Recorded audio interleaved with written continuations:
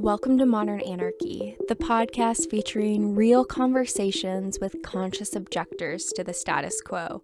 I'm your host, Nicole. I tried to keep her quiet, but she's screaming inside of me. I tried to keep her hiding, oh, shut up. I tried to keep her quiet, but she's a wild, wild woman. On today's episode, we have artist and activist Noah Scalin join us for a conversation about the generational divide with the rise of the internet age. Together, we talk about the internet self versus the physical self, or a lack thereof, the danger of curation, and the possibility that political beliefs may be taking over the role of religion. Hi, Fat Cat. My co-producer is here with me today.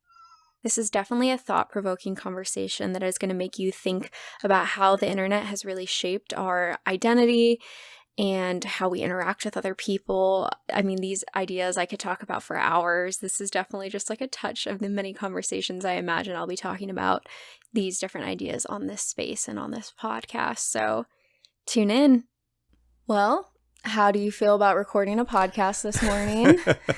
I feel fine. I'm one of those people who tends to say yes to things, and I was like, I should probably research this. I was like, okay, well, my friend Gary said I should do it, so I said, okay. And then I was like, maybe I should actually look it up and see what you've been talking about. I think it would be like your blandest interview subject. It looks like you've had some very exciting interviews. What makes... intense topics. Yeah.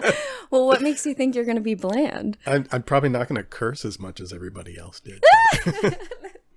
You can do whatever you want on this show, honestly. Yeah, no, you know what? I'm just so practiced at not doing it because I have to do a lot of stuff where I speak publicly or I DJ sometimes on the radio. So you just get into a mode of if I'm being recorded, I am talking a very specific way. It's funny you say that because Gary kind of warned me about you. Warned me? Yeah. What did right? he say? Now I want to know. Well, he was just like, he does a lot of interviews, so he might be a little bit like, a little more practiced. Well, just in terms of like restricted of like, specific answers that you would say or other things like that, because I think a lot of the show, some of the episodes are about vulnerability and other pieces that are more emotional because I am a doctoral student in clinical psychology. Well, we can turn it into a therapy session if that is. That's exactly. That's exactly what I'm going for, which is why when you say you're going to be bland, I'm like, I don't really think that any human is inherently bland. No, I don't think I'm bland. I just was like, oh my gosh, I feel like there's an expectation now of me being like way more wild, like, Yeah, of course. I mean, I'm sure you have wild sides to you that... somewhere. It's been a while. Yeah. I've been on lockdown for a long time. I'm a parent, Things are a lot calmer now. Of course. Yeah, on a scale of 1 to 10, how comfortable do you feel with vulnerability? Probably pretty low, actually. Ooh, this is going to be real fun. I am in the right setting, I think I'm very open up to a point. I think that's the answer. It's like, I pretty much tell people anything, and then there's a wall and then it stops. So how's that sound? You said low though. So what makes you feel uncomfortable with it? I don't know. I think it's like, if it's personal stuff, this is a public space. Right. And so, I think, because I've had to be a public persona for a while. And I think when you do that, some people really put it all out there, and I'll look at people's social feeds and it's like, it is very personal about everything going on. And I don't know, I guess I just have a little more interest in sort of separating that public persona from my private life. I don't want to have people access all of me. Yeah. Tell me why. I guess, it's a combination of the fact that I live with my wife is a very private person, and I have a child, and there's safety concerns around her. And I think it's just all around an interest in sort of managing access. I've had people enter my life who I've been very trusting with and have taken advantage of me. And so I don't want to just sort of let anybody in. You're doing well on this doctoral thing. You got the down. You let people just ramble, and then let me pull this thread. That is exactly what I do, and it's so fun. Yeah. I was going to ask if you could tell me more about that story and how it shaped you. What, people sort of getting access to my life? You said, there was a person. So I did a public blog where it was very popular, and people, got very enthusiastic, and people I didn't know, they were like contributing. And so I brought them into it. I'm always like, hey, let's collaborate. Let's be game. But I think people have a hard time separating out, you know, what is that level of access and who you are, right? I think when you see someone you don't know that is a celebrity, and I don't consider myself a celebrity, but I think to some people I am known quantity. And I think that, you know, that becomes difficult to separate out. And I'll give you the most recent example of again, there have been many. There was a person who was a big fan, supporter, you know, was enthusiastic, would be commenting on everything. And I tend to respond. If you comment, you like something, I'll say thank you. If you ask me if I'll be on your podcast, I'll say yes. Generally. Trying to be better about saying no. But I'm a people pleaser at heart. That can be a dangerous thing to do. I think that's where boundaries become important. But yeah. So this person was basically like very enthusiastic, very supportive, always commenting. And, you know, I try to keep that level of distance myself because other people don't always necessarily maintain it. And so I was just like, here's where my line is on that. I knew she was a little over enthusiastic, let's say. And she's married, kids, you know, seemed like there was enough space in there that felt like I'm not saying I'm available. I have a wife, a child, professional. Yeah. Right. But she came up to me when I was by myself after I'd finished painting a mural and was like, hey, I have to tell you something. And I was like, oh no. Yeah, I was like, this is when it's like, you know what? Keep it to yourself. Yes. She's like, I'm in love with you, or I was in love with you, but I'm not anymore. I've worked it out in my head. And I was just like, I do not need this information from you. So now I'm super uncomfortable, like by myself somewhere, feeling very unsafe. Yeah. And just kind of trying to end this conversation as quickly and as safely as possible, because I don't know if that point that person's gonna be dangerous. You don't know anything. Yeah, so I'm just like, okay, let's, you know, like, wow, thanks for sharing that.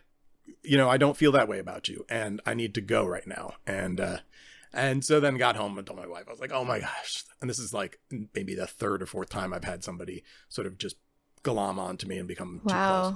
So it was just like, so, you know, at that point I'm like anxious and then write this note basically back to her that's like, we shall not be communicating anymore and goodbye. And blocked her on everything I had, and then, you know, blocked her email so that I couldn't get a response back about it, because it was just like, goodbye, go deal with what you need to deal with in your life, but I'm not accessible to you. So that happens. So that's an example. And so was there a big shift after that in how you participated in your work in connection with other people? You know, I've had to remain sort of vigilant about this stuff. And I think letting people in, giving people access, there's always this little danger. And social media, you know, I have sort of slowly been moving away from it. I maintain it because of its marketing purposes, but its sort of personal access piece feels so inauthentic to me. It's interesting though, because I feel like in terms of like generational differences between us, the younger generations are now really pushing this like full, you know, authentic self online, and like that's how you're connecting with people. Yeah, it is weird to feel that gap. My sister, who's my business partner, and she's 4.5 years younger than me. You know, we're people who grew up in a different era. And it's weird to identify how different that is, because you won't feel that way until you're older. And then you go, oh, it's so weird that the things that are normal to me are not normal anymore. And the modes of communication are different. And so much has changed in some very profound ways. And we're not digital natives, right? That's stuff that came about in our youth. And we learned about it as this sort of external thing that we participated in and made choices about, but it wasn't the water that we swim in. Right. And so, for younger folks who it's just, this is where we live and this is how we communicate. And I came up against that as a teacher. I was teaching a course. So I've taught for a long time in a variety of ways. So I taught a class for many years at VCU here in Richmond, Virginia Commonwealth University, where I called Design Rebels, and it was about activism in design, because that's what I'd been doing for a long time as a job. And I taught it for about 13 years. Well, it's interesting. So I'll talk to you about this because this seems like you'll appreciate it then. So what I noticed about the students that had shifted in the last about 3 years of that time. So by 2011, the shift had happened so that anybody who was an A student was generally somebody, and there's only a handful in a class, I would say. These are undergraduate students. Those A students almost always would become my interns at my company. Like I'd offer an internship because they were really good at what they did. They were enthusiastic. They were, would follow through on their commitments. The last couple years, I didn't invite the A students to be my interns because they either were not going to get an A because they missed too many classes. And when they were missing too many classes, it was because they were having personal issues, or because they were just acting like their work was good, but they just were having a very difficult time sort of in the world. And it would be somebody that would be hard to have in an office environment, sort of with professional requirements, like in terms of not just like deadlines and, you know, meeting certain needs, not as how you dress or look or anything like that. And I was like, this is weird that there's been a shift. And this is how I identified it. And maybe you have a different way of seeing it, but this is from my perspective. When I was in college, everybody, I think nearly everybody in college is, you know, you're trying to define who you are. You're trying to understand where you fit in the world. You're making decisions about your life in terms of your persona. And I think that when we did that, it was externally focused in many ways. So we were like becoming activists and we were participating in the world, and it's very external. And then later in your life, you start to deal with your internal stuff and you sort of come around to that, you know, your midlife crisis or whatever. Later in life, you sort of start to go, hey, let me solve this thing that's maybe I haven't resolved internally. And what I observed was that the students were resolving this stuff internally in college, which is amazing, right? You get into it earlier, but not great for taking advantage of the college experience or for preparing yourself to go into the workforce immediately. It seemed like they were sort of caught up in their own heads in a way that was probably ultimately would be healthy, but was difficult for them to take full advantage of what they were experiencing. That was my sense of it, my interpretation of it. I say more because I'm still not fully tracking with you. Like, what were they not taking advantage of that you feel like they missed out on by being internally stuck in their heads? Well, I think that, like I said, I think they were missing classes. I think they were not completing work because they were sort of like, I am having like breakdown. Yeah, I don't know who I am or what I'm doing. And I don't even know, you know, I'm trying to figure out my sexuality, my gender. I'm trying to understand all this stuff. And it's a lot to do. And college it didn't seem like it was the place for it anymore because they were so caught up in it, they were unable to really focus on the opportunity that school offered in terms of the learning from a teacher, being in a classroom setting, doing assignments, that kind of structure. Which is to say that maybe the system is just broken and is wrong, right? I'm not defending it. I'm just saying that system that's in place for a long time wasn't serving them. So is that fair? So I'm not putting it on them as they were doing anything wrong. Yeah. I think that their upbringing in this new digital environment, the opportunity to sort of be more self-focused and internally focused is great and probably will make them healthier people down the line, but it made for a poor college experience was my take. I left to do some other stuff, and then I got asked to teach again to art students, and I had the worst teaching experience I'd ever had when I came back, and I'd never experienced anything like it. The students were so aggressively pushing back in a way that I just couldn't even fathom. Like, cause and it was interesting. It had to do with digital media. It had to do with social media because I was encouraging them to really put some like, you know, experimental stuff out and try things and just play and be playful with this. Because to me, this is not part of who I am, this medium. You know, I use it for I try stuff, but it was like, that was who they were. And it was like, I was questioning their like core humanity. I don't know what the word for it, but like this some core principle about themselves. And I was like, and they were, because of that, they were really aggressive towards me. Like I had threatened them in some real like harmful, and I was like, what is happening right now? Because I've already experienced and witnessed like social media platforms coming and going. Like if you guys are identifying with this and putting this yourself into it, I would be like, do you remember Vine? Like people were Vine stars and it doesn't exist anymore. Like, do you want to invest in this way? And at your age in being like, I have a persona that is like this, and this is my brand already. Like they were very committed to like, this is my brand identity or my, you know, like aesthetic. And I was like, who knows their aesthetic at 18, 19, 20, 21, 22? Like you don't have it yet. Like you're still figuring it out and you've got time to continue to figure out and change it. It changes for a long, continues to change throughout a lifetime.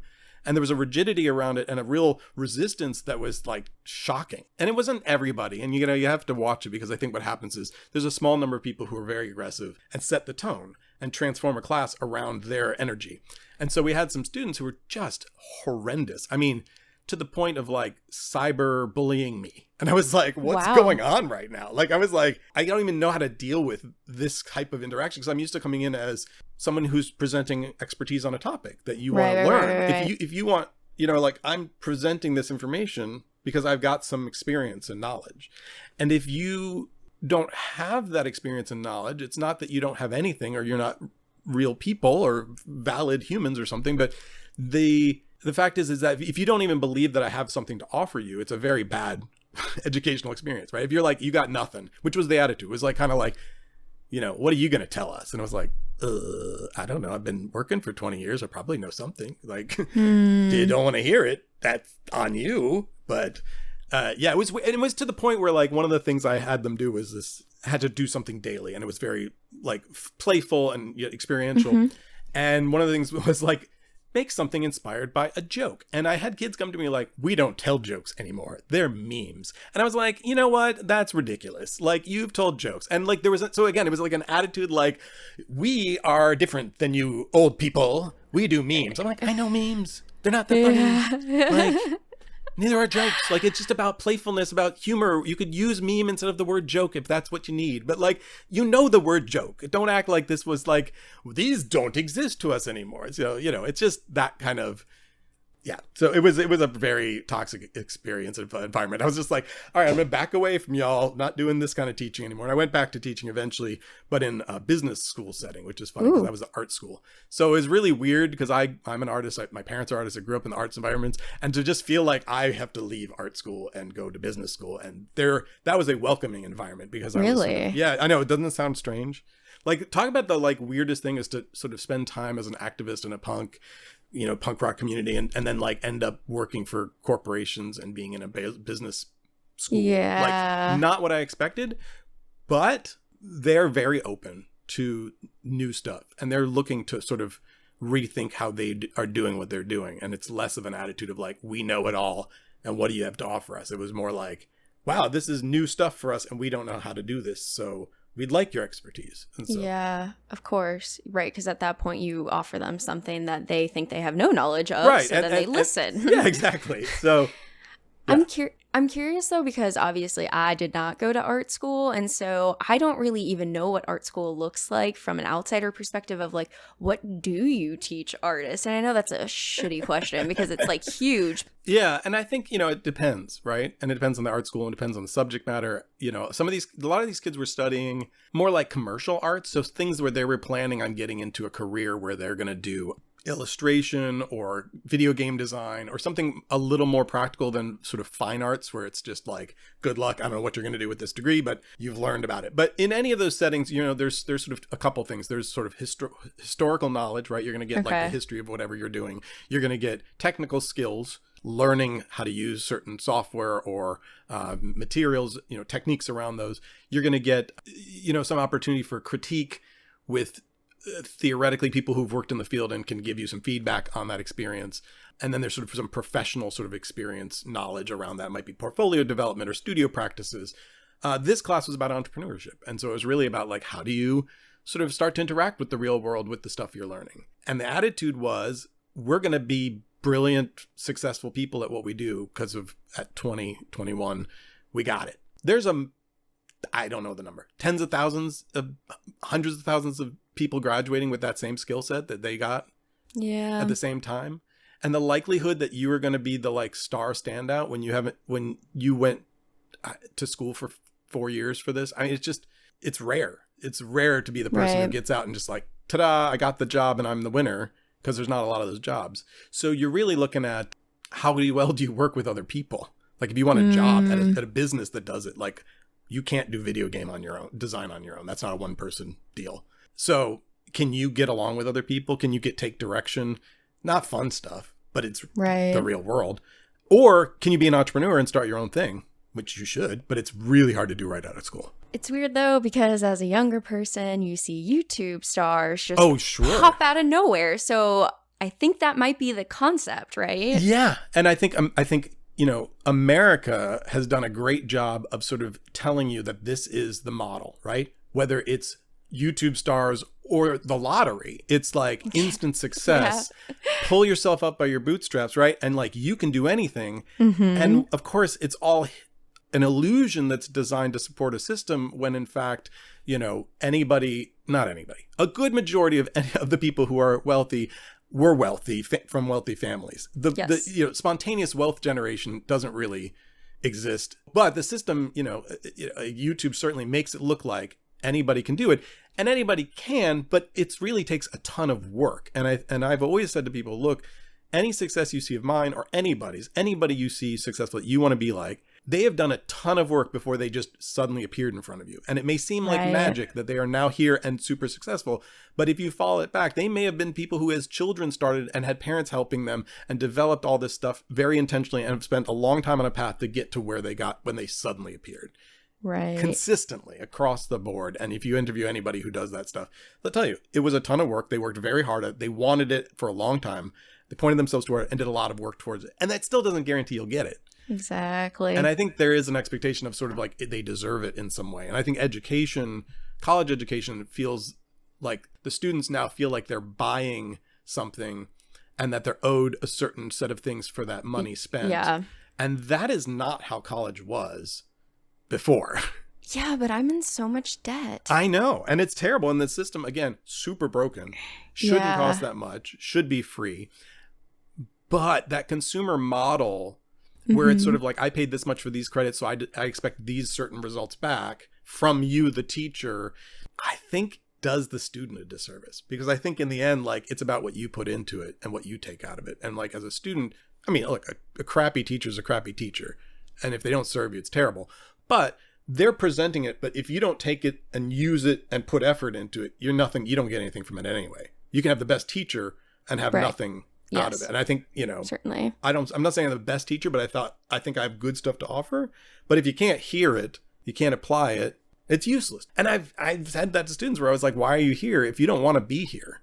And that was one of the students that was terrible to me, finally told me like, well, I don't want to be here and I want to graduate early and I hate this and I hate that I'm spending my money. And I'm like, okay, well, you're taking it out on me individually for this set of experiences you've had that I'm not responsible. If I'm an adjunct who was asked as a favor to come in and teach and thought I was sharing something that people wanted and discovered that like I came into an environment where you really don't want that. And look, far be it for me to force myself on you. If you don't need me, you don't need me. It's fine. Maybe you go in the world and you discover later that, gee, maybe I need that now. It's fine. I always felt like I was one of the rare people who got out of high school, went right into college, enjoyed the experience and was glad to do it. And then was happy when it was done and wanted to go in the world. I think the vast majority of students I encounter would be much happier if they took off for 2 years right out of high school and worked a full-time job. And then honestly, like, discover how the world works. See if you like it. If you like it, keep doing it. You don't need a degree. If you don't like it and you're like, gee, I wish I could spend time thinking and absorbing information and collaborating, then come to college and then like be all in. Yeah. I can't tell you how many times I've been in classrooms where there's, 80% of the people there are just zoned out. 10% are actively like doing poorly, like failing at it. And then 10% are like, we are very enthusiastic about being here. We want to grab all we can. Yep. Have you experienced that? I mean, is that your experience in college? Do you see that around you? I am the nerd that like you're the geeks out 10%. in class. You're the 10%. And I've been thinking about that a lot of like, how did I get to that level of being that person? And there was definitely a science teacher who once looked at me in high school and said, everything that you do from here on out is for you and for no one else.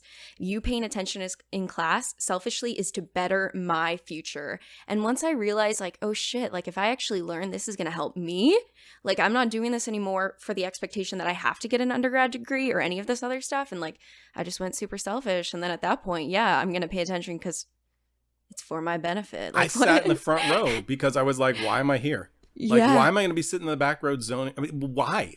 Whether it's your money or your parents' money or somebody else's money that you're spending on this experience, that's money that's being thrown away if you don't care about what's happening. Then don't go. Exactly.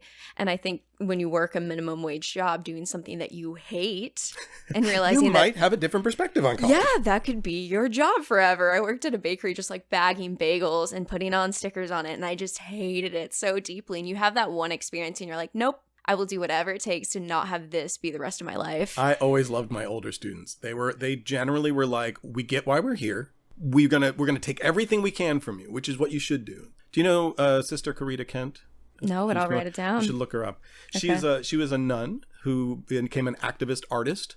Cool. An art teacher. And she has these rules for the classroom that are fantastic. And one of them is the student's job. And I'm not quoting directly, but it's basically like to pull everything out of the teacher and the other students. Yes. And then the teacher's job is to pull everything out of the students. But it's not, I mean, but generally your adjunct teachers are there because they've got real world experience and are, interesting people who, are taking time out of their lives to work for very little money. And I think that was the thing I had to explain to the students. Like, I get paid very little when I teach. It is the least paying job I have if I'm going into a classroom, which means I'm doing it because I'm passionate and care about you. And talk about sucking the life out of somebody when they come in and try to give you this something because you're passionate and care and excited, and they get the reverse from it, and it just, it just drains the energy. It's like, okay, I guess I don't care anymore. Like that's what, I don't know. It was like I told you, it was a bad teaching experience, and it was weird because like I said, I taught for a long time, and that was an anomaly, I guess. But then it also, again, just reminded me that there is this shift happening, which is, I guess, where we came to that piece. But yeah, I don't know. What's your take on all this? Yeah, I just want to say I'm sorry too, because that sounds extremely difficult. It was bad. I was very, very upset for a while. Yeah, I mean, you're coming in then, like, as you said, getting paid not what you really should be, and donating this time to your students truly, and the effort and the energy just to get that resistance back must have been so painful. It was bizarre. It was shocking. There was a co-teacher for that specific class who was younger than me, and they loved what he had to say, and he was much more accessible, I think. And I just came in as this, I don't know, they were just like, I think they'd had some older male teachers that, I don't know, they kind of just sort of had an attitude about like, this is this other thing, this other group of people that are now like kind of, there was a student who stood up and was like, I have to defend this other student because you're critiquing their thing, and they're very sensitive. And speaking for another student, I was just like, they can speak for themselves. Like, what's going on right now? Like you, and then another student who like argued with me and then put on headphones and then ran out of the class and was like, well, I have sensory problems, and so I need to be able to hear this music. And I was like, okay, well, you didn't tell me that when you came into the classroom. Like, you just walked out and put headphones on when I was talking. Like, I'm not against you having issues that you need to deal with, whatever, how your anger issues are, but you got to talk to your teacher about this. You can't, it's like, anyway. They seem sensitive then to like any sort of critique. Yes, again, in an art school environment, typically critique is part of the process. And so and I make it very personal. We talk through each person's work and we give feedback, positive, negative. Here's what we saw. This is where it could use improvement. It's not personal critique, but I think they felt it as personal critique. And it was very like, that's unacceptable now. Maybe, I don't know. Yeah, it's interesting because where we started this conversation, I think you were talking about the divide between, your boundaries of how much you present of yourself in the space or the public media. But people who are younger have really started out with their whole life being in that space. So it's almost like you have a persona in the online world versus like younger people younger people having themselves in the online world, and like that and like I don't have the pretty words to describe what this is, but it's not as connected for older generations, where I feel like as a younger person I'm directly related to what I'm putting out as that's my dangerous identity. I honestly feel bad for y'all in this way because I don't have a permanent record of everything I did when I was young. A good chunk of my youth there is represented by like a half dozen photographs. Like, there's literally years where I might have 2 photographs that represent that year. Whereas you will have sound and video documentation permanently online somewhere forever. Yes. Of every dumb thing you've done. I know. Which is bad and good. I think the good part, I thought, because I heard this one time, was like, there's going to be a point at which every, presidential candidate, every person running for office will have this digital history online, and so at some point everyone's just going to have to admit to having whatever, smoked marijuana, whatever it is, done whatever, like, because it'll all be there will be no denying it anymore. And I think that, and maybe except the wealthy people can still try to scrub it or something. Yes, but on the other hand, there was a freedom in being able to sort of like experience life. And I do feel really bad about that because I think you've had to decide who you were a lot earlier. And I think that's maybe why you're dealing with the mental stuff earlier, because you've had to put out a persona earlier. Like, we could sort of be like fetal practice people for a while because we weren't presenting a version of ourselves to the public at all. I mean, it was rare where you were in the newspaper. I had my picture in the newspaper when I was a kid one time. Teaching my sister to ride a bicycle. And that was like, you put that on the wall. Like, look, I am real. There's a photo of me in the newspaper. I don't know that we've even gotten close to grasping the psychological effect that has on generations of children. No, we don't. What we do know, I mean, that Netflix documentary that came out about social media, did you watch this? I haven't, no. I forget what it's called, but I will plug it in the show notes because apparently I don't remember. But it talked about the dangers of social media and how we are seeing an increase in younger children's suicide rates that is really consistent with about 2013, 2014, right when Facebook and some of these large, I know this is very much so a thing. I mean, and this is a whole social experiment now at this point. Like, what are people of my generation going to be like at 60? You are literally lab rats. Who knows? You're literally lab rat. And it is unfair. And because here's the thing, like, the technology isn't bad. And when the internet, and you know, if you're not conscious of this, like when the internet came out, it was like, oh my gosh, this is the opportunity for us to like fight back, because anybody can be on here and anybody can do anything and the corporations don't own it. Like, there was this amazing freedom at the beginning of the internet that was like full of potential, but it very quickly turned into a corporate space, a controlled space. You know, I mean, look, the level of power Amazon and Facebook have is insane. It's insane how much they control. They shouldn't. The internet is infinite. We should have a billion awesome stories you could go, a billion ways to share. But no, it's just gone down and down and down. And like, I had a lot of success with blogging, and then that sort of vanished when it all shifted over to social media platforms. And I always told people, I own that blog. I control it, even though somebody else owns that space. Like, that was my space, not my space. Yeah. But it becomes MySpace, the corporate entity, right? And now they control your content, and then they decide the value of your, and ask you to build audiences for them, and they make money off of it. And that's, if that's all you know, this is all very new. And I think what's hard to people understand, it's like talking about books 20 years after the printing press was invented. Right. Do you know what I'm saying? Like, think about how long books have been around, right? The internet has not been around that long. And so to be like, and social media even less. So to be like, iPhones haven't been around that long. Like, literally apps on your phones have been around since what, 2007, 8? Yeah, something like around there. So that's it. Yeah. That amount of time we went from zero to where we are now. Which is insane. Which is insanity. Which is then like the rise and fall of all kinds of stuff.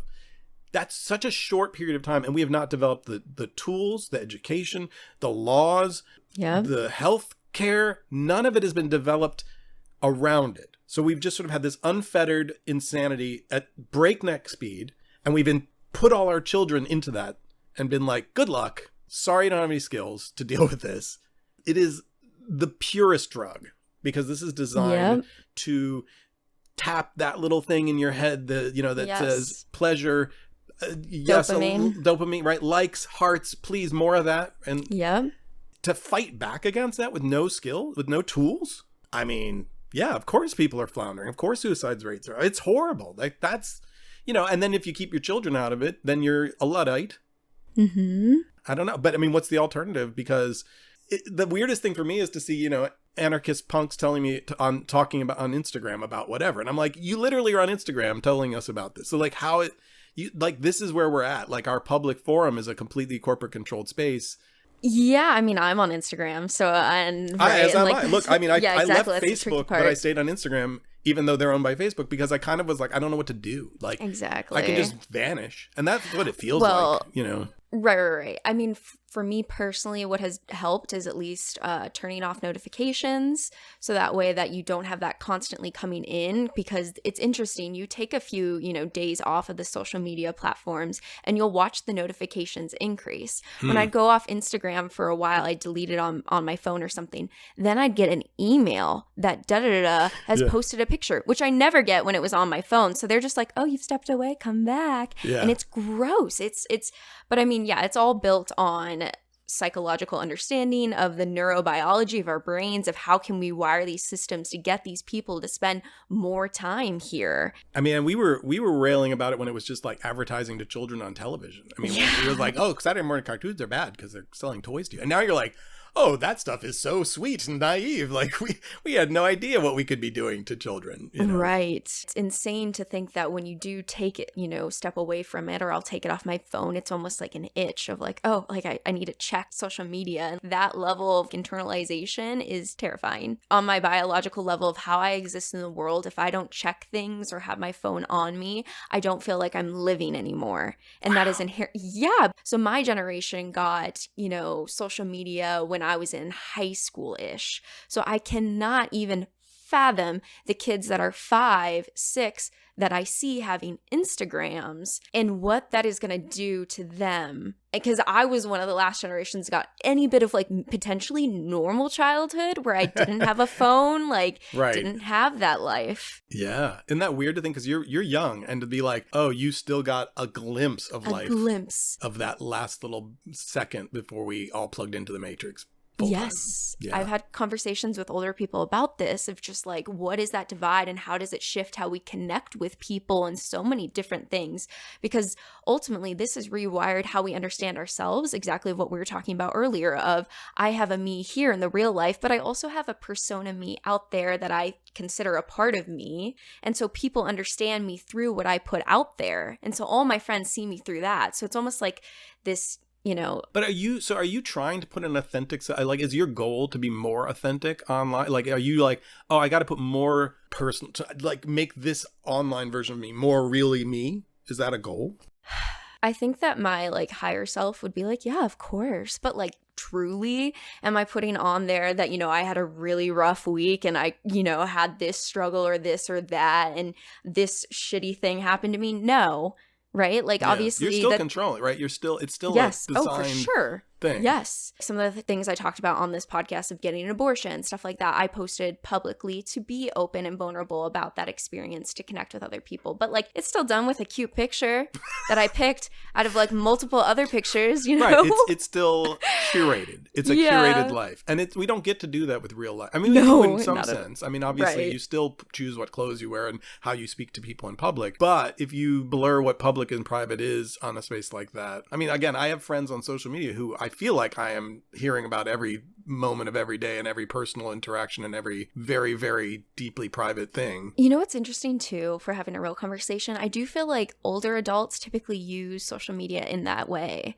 Like I see my parents and people who are older, like typically spurring more of like the real details of like, this is what I actually did, compared to like people my age who tend to like talk about it, but abstractly. We don't put out all the details. Or like people like my dad will be like, oh, I wanted to take my girlfriend to this concert, but we broke up the other night, so I took someone else. Like, right? You're like, did you not put that on the internet? Exactly. I'm just like, what? Like, people my age would never put that because we have this level of a wall. So it's interesting. Like, yeah, what do you see when you say that? Like, tell me more, because it might actually be very different than what I see.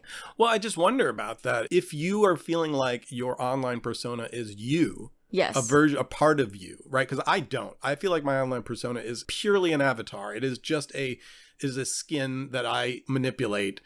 That sounded gross. I get what you're saying. I guess that's what I'm wondering is like, if you're feeling like it's some authentic you that you're still highly curating, right? You're still choosing this angle for your selfie because you look better in it and doing this angle, all those choices means that that's a level of self-awareness and an intense scrutiny of yourself that is not healthy. Mm-hmm. Like I can't even argue like, maybe it's good. I don't think it is good because they're like, here's how you access your friends. But your friends don't get to see you if you don't play the game right, because you'll actually be hidden from them. It's almost like a gambling game. Some of these people are gambling their personal lives and all of these details to become the next like Kim Kardashian built on social media. Like that same level of just like, here's all my shit so you can get wrapped into it and follow me so that you do buy my products, so that you do follow my art and all of that. It's just like part of, I think, marketing these days is really just selling your whole self. Oh, yeah.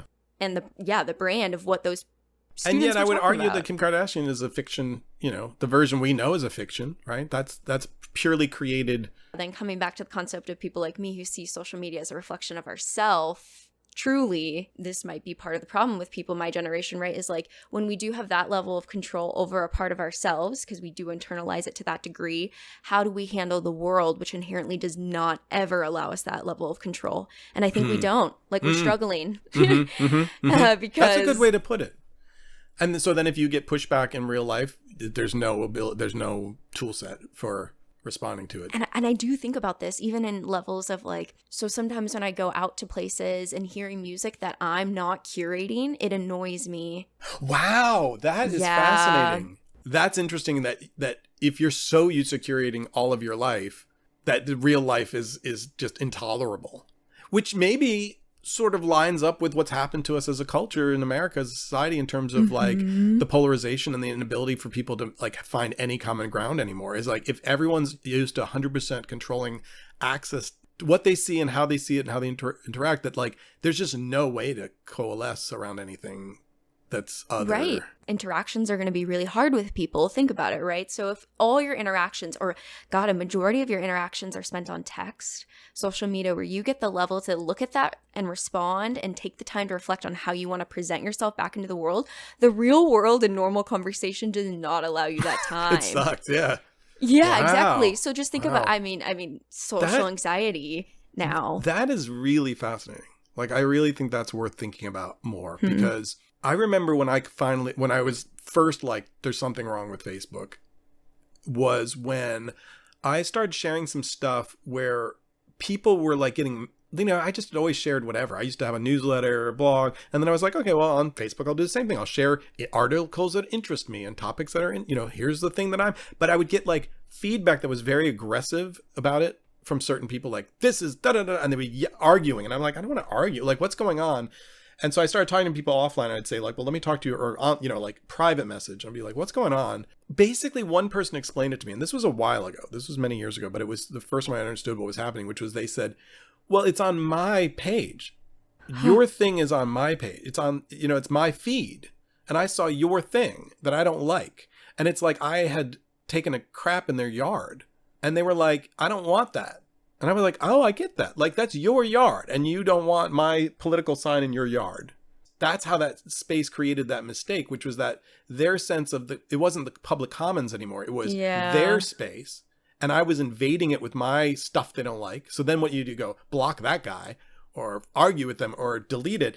And you curate until you get now algorithmic, black holes that turn you into QAnon conspiracists. I mean, like, they actually talk about that. Yeah. That's actually a thing. There's, I think the New York Times came out with this op-ed on one of their podcasts talking about the rabbit hole that YouTube creates of just when you go from recommended video to recommended video. It just takes you worse and worse and worse and worse. And what's really weird is that, there's this whole thing about like older people who, might have been into like health stuff and like nutrition, whatever, and they've fallen into the QAnon black hole. Like it sort of like sucked them in from this place of being like interested in alternative health. And once you're in a place of like, I want to know about stuff that's not mainstream, it just sort of went, and then you were down there. That is what all of these things encourage, right? And so that when I saw that very first encounter where I was like, what's happening here? Oh, the perception of what's happening is I'm invading their space when I'm sharing what I want to share, which means you just are going to avoid that, right? Or you're going to be all in on like, I'm going to argue and fight with everybody, which I don't like to do. I'm not a confrontational person in that way. And so I was just like, back up. Never mind. I'm not going to share anything anymore. And I was like, I've been a political activist my whole life, and I don't want to talk about any of these issues because I don't want to be attacked. I get we don't have the same politics, but we could be, in the past, we would have been in the same room or have some form of, some ability to converse about it. I know. I feel like I'm remembering a quote. Jefferson, someone back in the day who talked about the importance of different views, of taking that into your understanding of your knowledge. And that's truly the most powerful way to understand anything at all, is to acknowledge your opponent. And I don't know, how we got into this space of where people just refuse that. Part of me wonders, thinking about the internet more, is it has created spaces where you can have a lot of groupthink, and you can have people who reflect your deepest values. And so when anyone else combats at that, you feel like you have this invisible army of people that look and feel the same way that you do. Yeah. QAnon, those people are going to find all those people. And so then they're that's how they feel so angry about any other thought, because they know the truth is in this community they've found. How do you combat that? I have no idea. So I saw an article that just said that it was basically saying, is politics the new religion?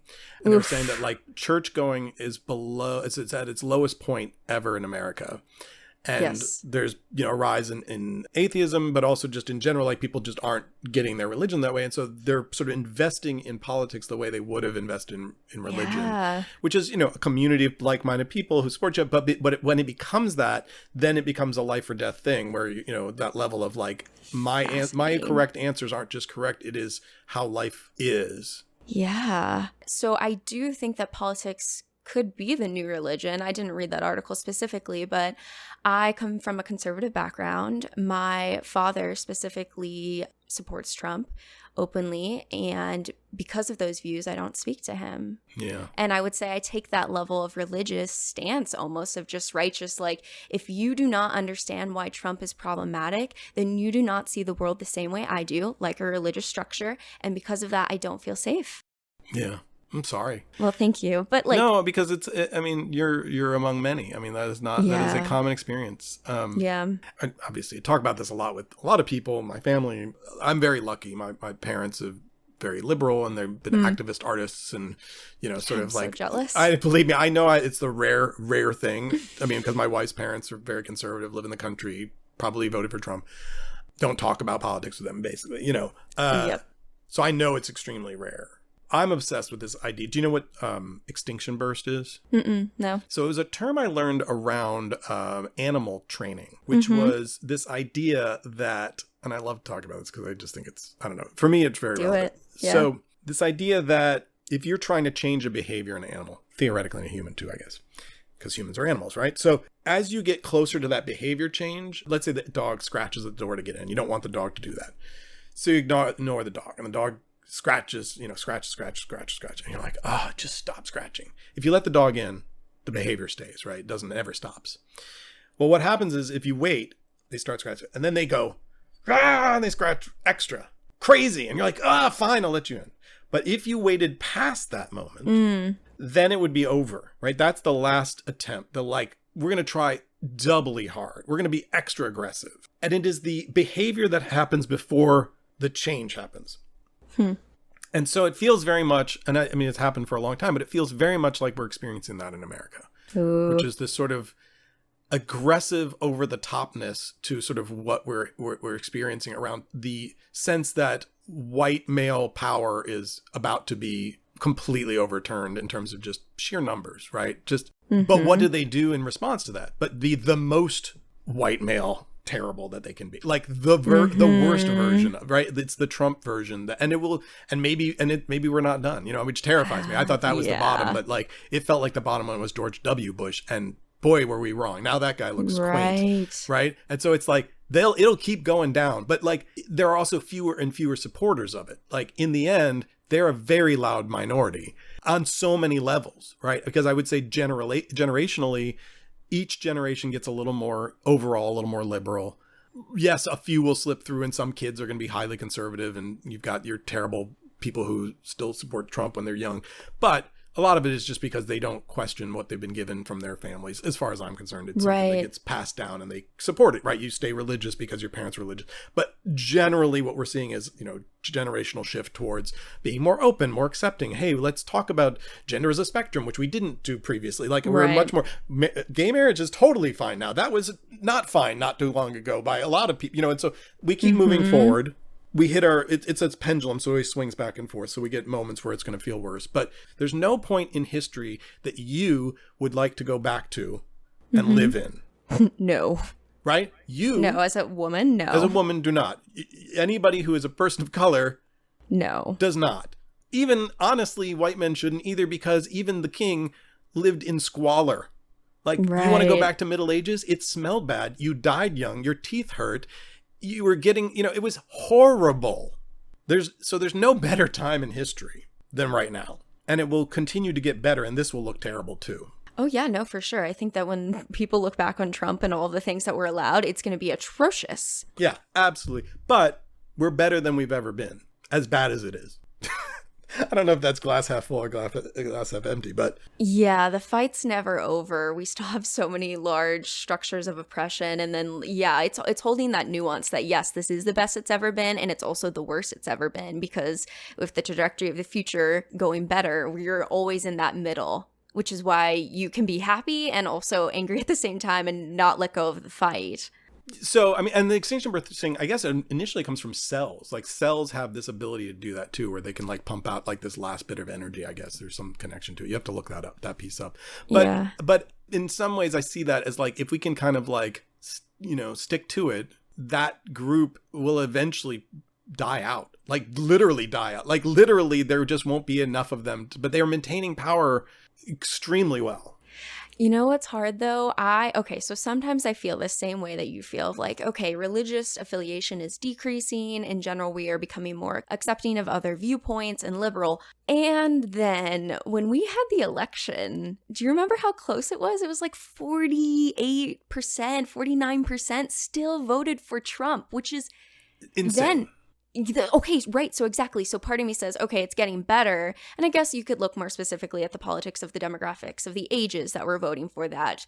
Well, But how many people are voting in America still? What percent of America voted?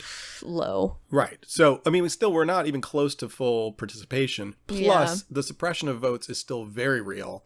And it's always aimed at people of color.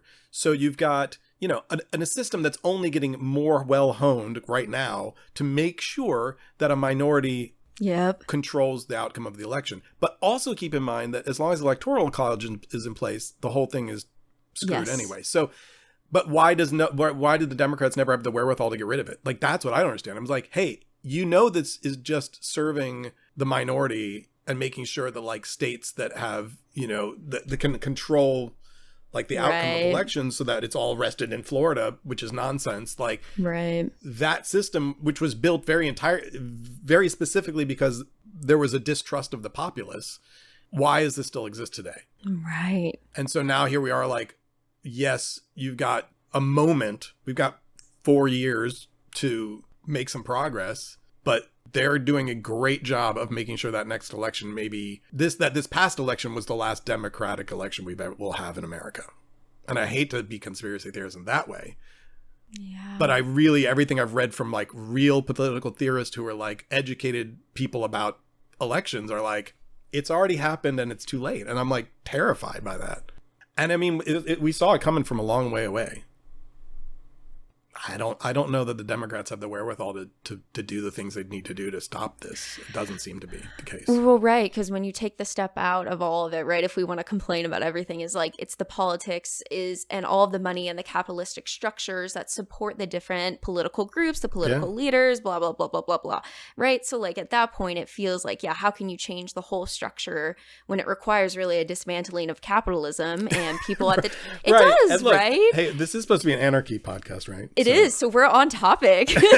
But here's the debate I have, which is that like I don't believe we are set up to do that job. I don't think in 4 years that we can dismantle the system that's here. We can't. And I think it's always disingenuous to be like, I'm very much frustrated by my anarchist friends who be like, I don't vote because it doesn't matter. And I'm like, it does matter. There is a difference between having a Trump or a Biden or Hillary or whoever, and like they can be as bad as whatever, but there is a difference. Like, look, I've been so here's the thing: I've been an activist for a long time, and when I was younger, I was on the streets and going to protests and being way more involved in direct action. And then as I got older, I do that less. And there was always the older people that were part of the scene that would be like the people doing the theoretical stuff, the planning, the sort of long-term thinking, and the younger people who were doing the fighting. And that makes sense. That's and so I think when I see the young folks today who are like super enthusiastic and active, I love it. Thank you for being in the streets, because I wasn't.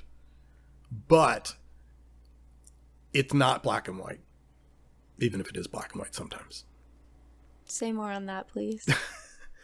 I mean, yes, there's right and wrong, and yes, there's, I don't think there's good and evil. I think that's nonsense. But I do think that like, you can look at the situation with the distance and be like, gee, the people, opening hoses on black people were wrong. There is no question about it no one right now can be like, that was okay. But at the time, there were some people who were like, this is okay. And they were allowed to talk about it in mainstream press. Like that was a totally fine thing, you know? And now we're like, oh my gosh, that's crazy. And right now we have the same thing, right? People are like, hey, it's totally fine that white people stormed the Capitol and didn't get retaliation for it, you know? And in the future, we'll be like, no, that was crazy. And that was, I mean, we don't say that, right? We already know it was crazy, but it'll become common that everyone will be like, of course, like people will be like, of course the civil rights movement was the right thing, but not at the time. There was, you know, some large percentage of the population were like, this is not the right thing. But things are complicated and nuanced, and there's a lot of gray area.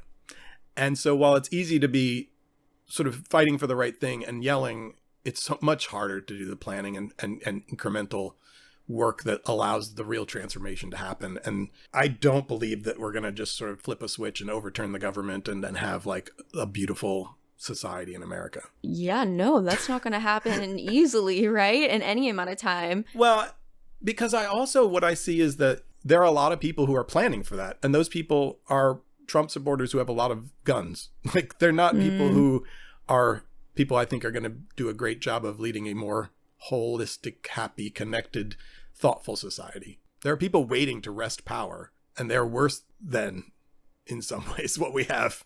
Right. Maybe in many ways, because they want to be, you know, an actual dictator as opposed to like just a somewhat of a dictator, but who still has a little bit of checks and balances. Right. What I do think is important is that I feel like internet has potentially swung us into a different level of light on these issues that I hope to God makes people more aware of some of this stuff.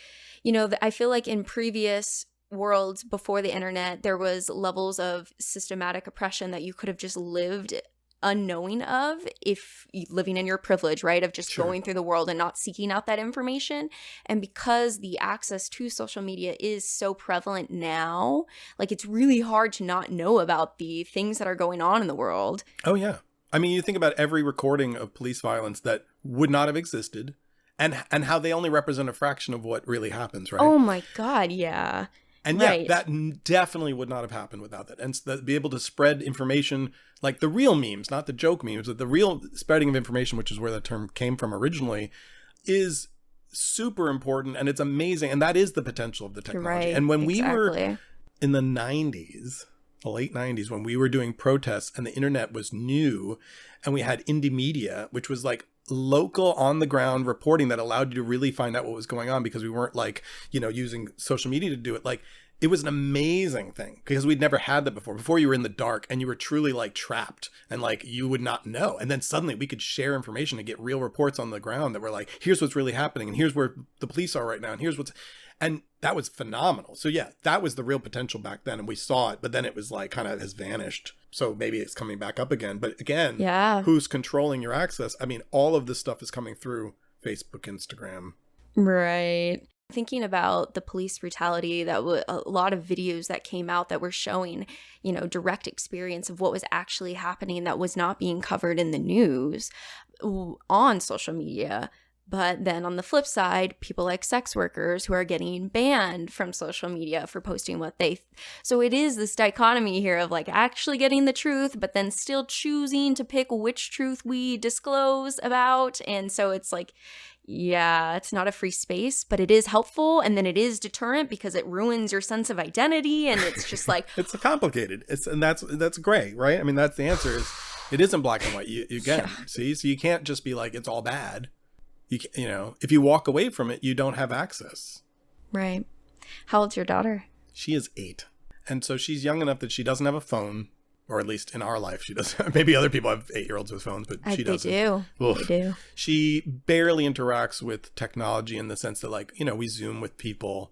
And she's done a couple little teeny app things, but she's had very little experience compared to a lot of children with this stuff.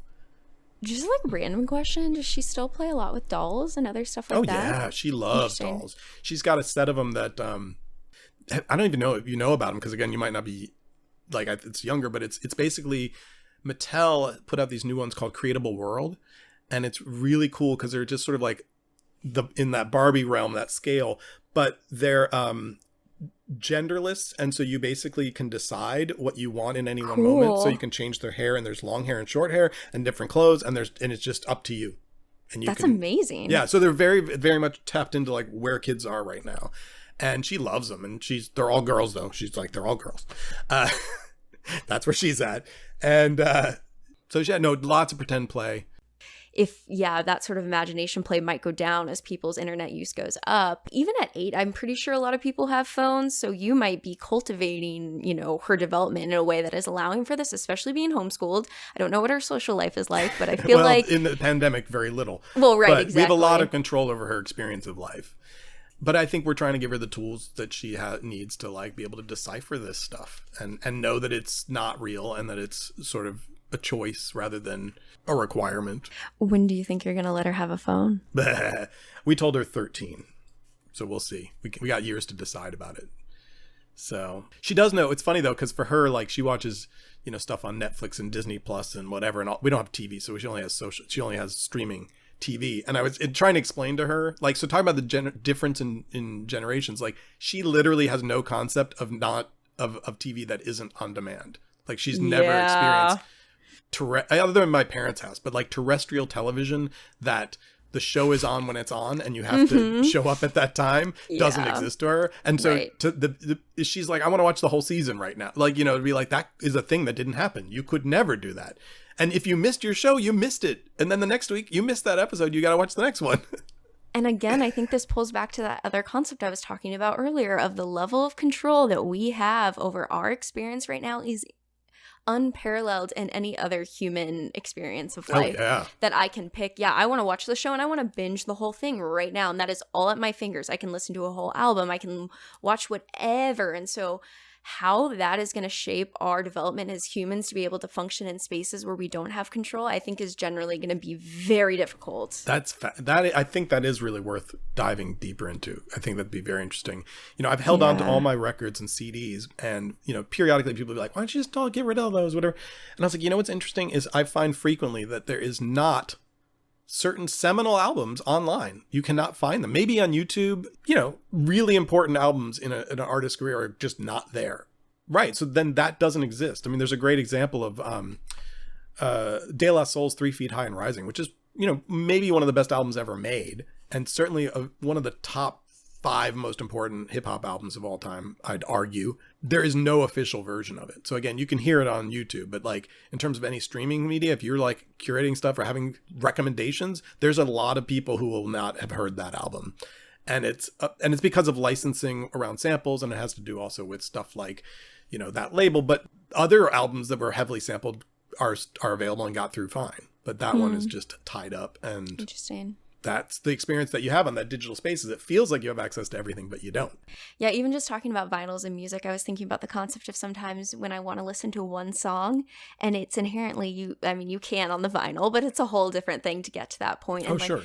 I was thinking about this concept of curation is even changing how we ingest media. Like who actually listens to a whole album in the order that it was made anymore? Yeah, and people put a lot of effort into deciding that in the past, yes. And you would sit there and hold the physical object and look at the record sleeve while you listen to the record, and then it hit the middle and you have to flip it over to hear the rest of it. What I do, Or make, mixtapes. I mean, I spent unbelievable amount of time making mixtapes, like just finding individual songs, choosing the order of them, hitting pause and play, adding little clips. It was an art. It was an amazing amount of work, but it was like, that was a night, that was what you did for the whole evening. Was do that, or maybe multiple evenings.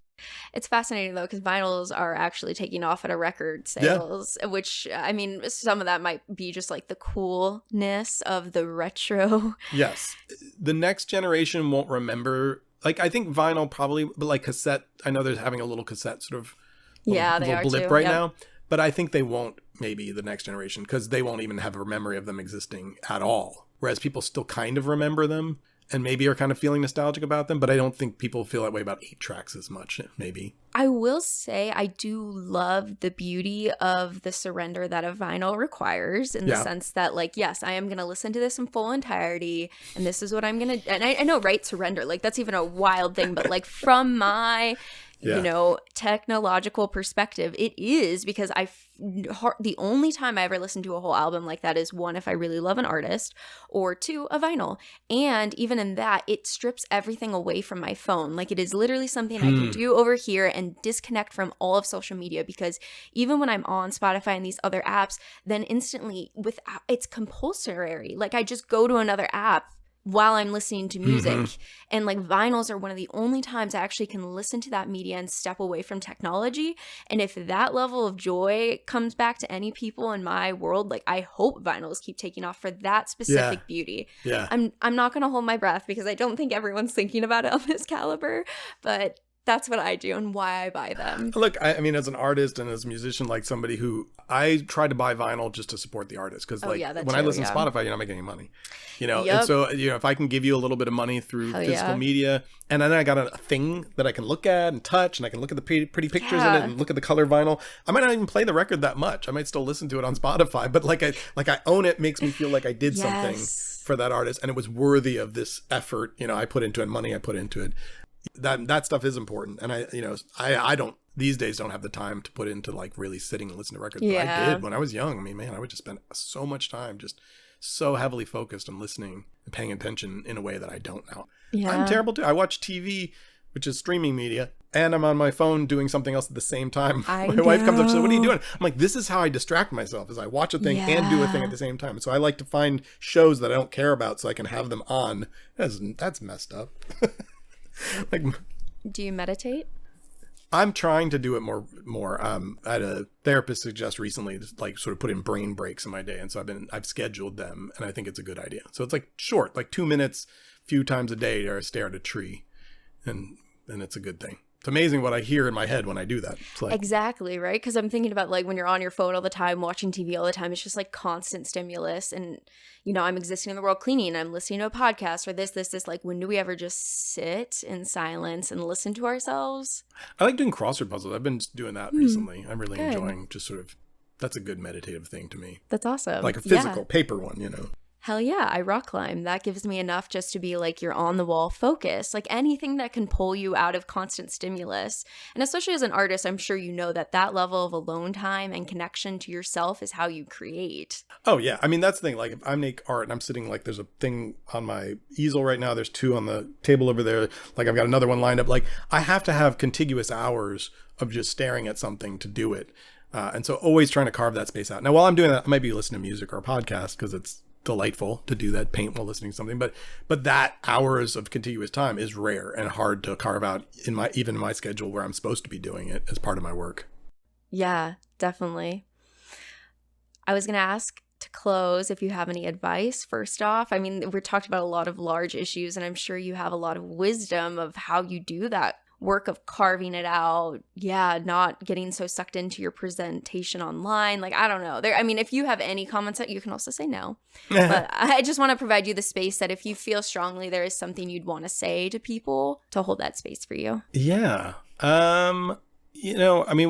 The work that I do as a consultant around creativity and innovation is really rooted in artist practices. And those practices are very specifically around sort of making intentionality around creative play and sort of making sure that you are experimenting and doing and physically making things on a regular basis. And that if you trust the process, you get all kinds of good stuff out of it. But it's really just about showing up and doing stuff in the real world, like specifically.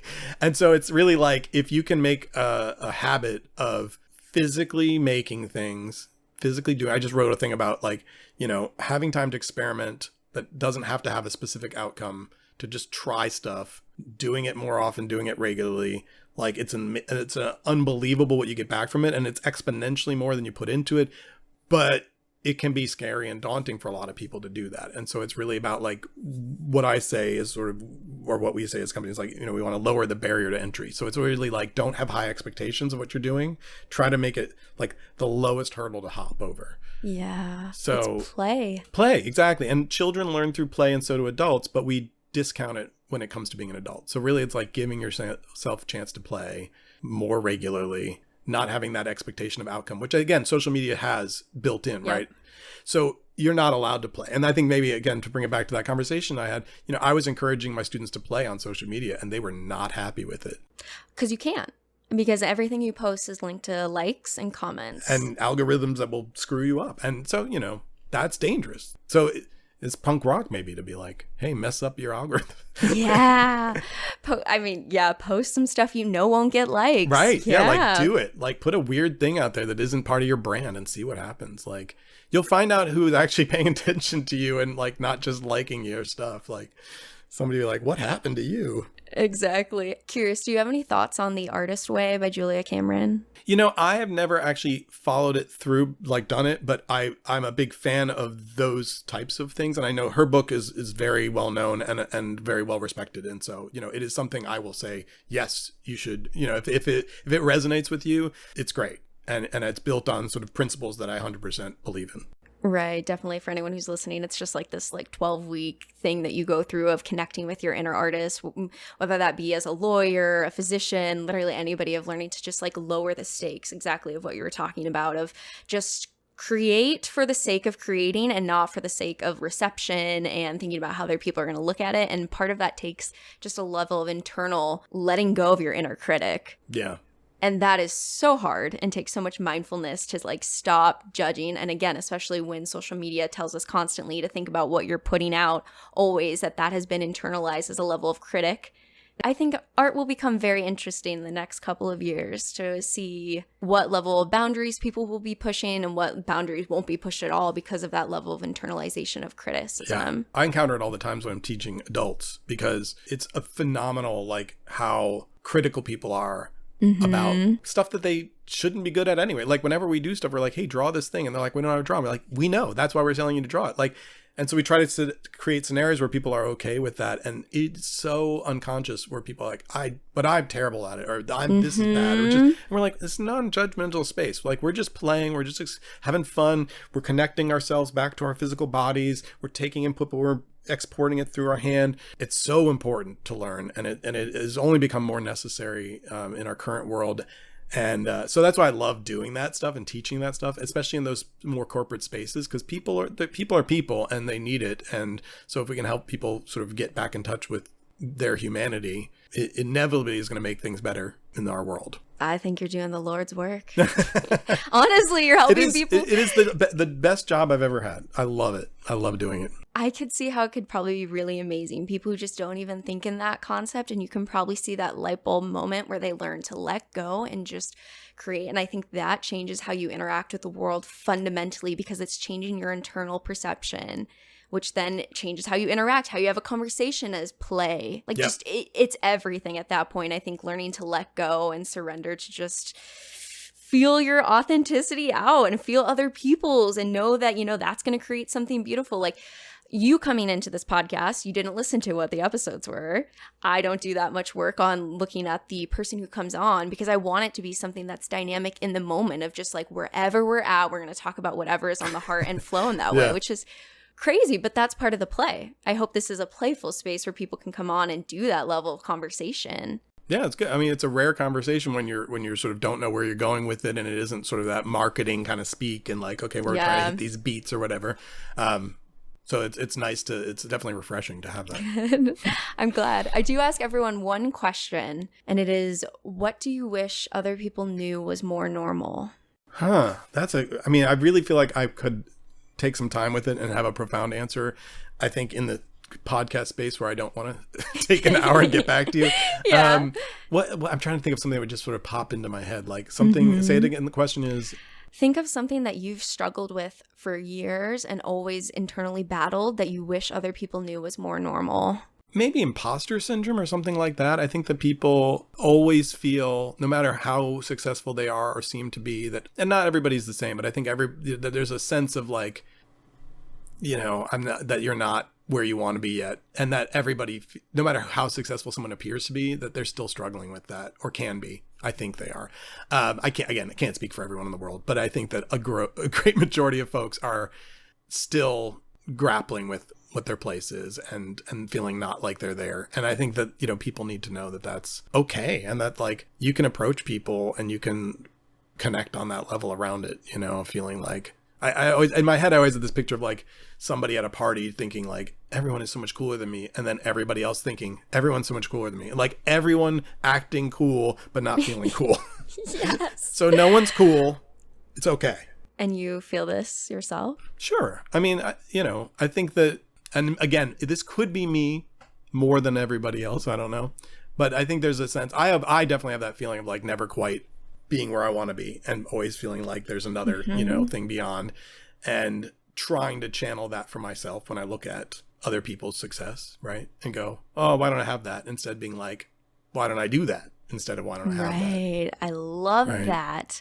That is exactly what I've been leaning into, because I do think that those moments of jealousy, it comes from looking at another person, wanting what they have and thinking that you can't do it yourself. Yeah. Or that you don't have it or deserve it or something. I mean, I think there's that, all those fears and whatever that we're wrapped up with. And it takes a long time. And I've been practicing it for a long time of trying to like basically turn that around as quickly as I can from, well, how did they get, or why don't I have, or any of those feelings, and turning it into, then let me do it. And like, and what is it that I want from that? Like, because, I think when you see other people's success, what is it that you really want from that success? Do you want to be famous? What does that mean? Do you want more people to like you?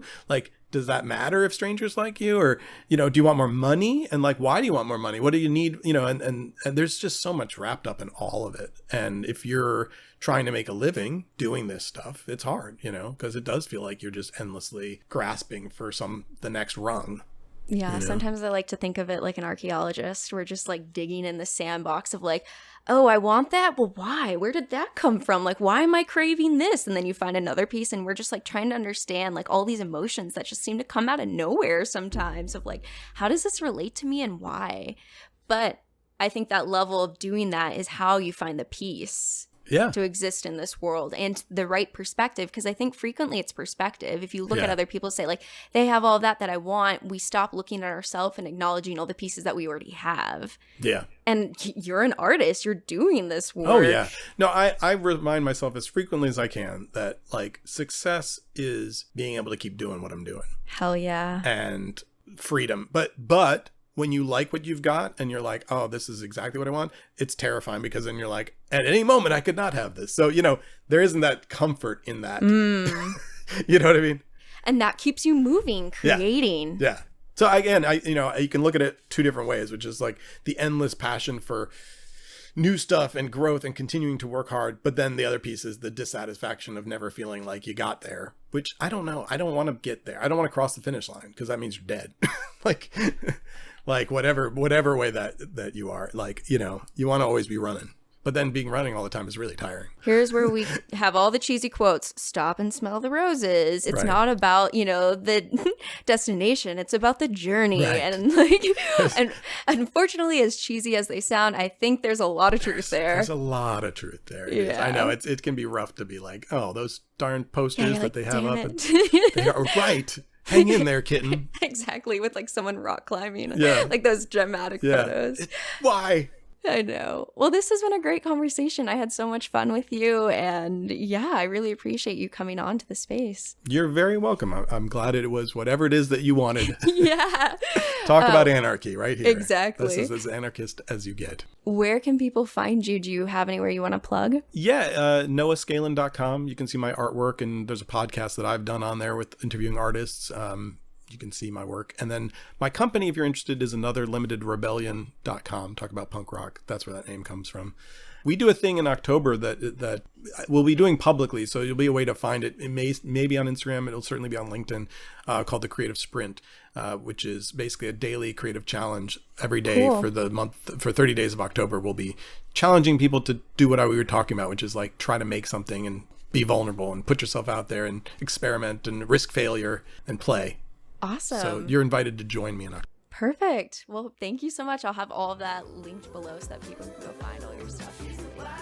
If you enjoyed today's conversation, then subscribe for new episodes released every Wednesday, and follow us on Instagram at Modern Anarchy Podcast, where we open up a dialogue about all of these topics.